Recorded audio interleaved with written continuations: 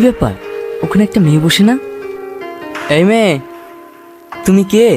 আর এই শুনশান জায়গায় একা বসে কি করছো? আমি হাসি। ও, তোমার বাড়ি কোথায়?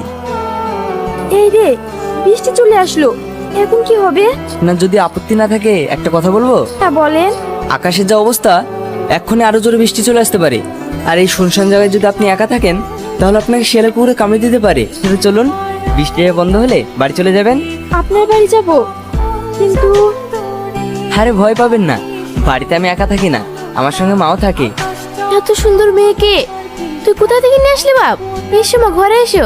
সেই সকাল 10টার সময় কলেজে গিয়েছে, এখনো বাড়ি ফিরেনি, আর ওর ফোনটাও বন্ধ। ফেরেনি মানে? ওর কোনো বান্ধবীর বাড়ি গিয়েছে হয়তো। আমি ওর সব বান্ধবীকে ফোন করেছিলাম, ও কোনো বান্ধবীর বাড়ি যায়নি। তাহলে হঠাৎ থানায় কি ব্যাপার, কোনো প্রবলেম? হ্যাঁ, একটা পার্সোনাল প্রবলেমের জন্য আসলাম। আচ্ছা বলুন। সকালবেলা আমার মেয়েটা কলেজ গিয়েছিল, এখনো বাড়ি ফিরেনি। কি বলছেন? হ্যাঁ, আমার বাড়ির সবাই খুব টেনশনে আছে।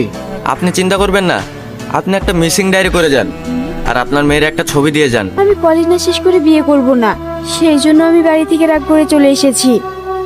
তোমার কথা আমি বুঝতে পেরেছি। তোমরা কি সারা রাত গল্প করবে? খেতে দেবে না? আরে, কথা বলতে বলতে ভুলে গিয়েছিলাম, তুই বস, আমি খেতে দিচ্ছি। শহরের মেয়ে মা, তোমার এই মাছ শাক আর কচুর ঝোল ও খেতে পারবে না।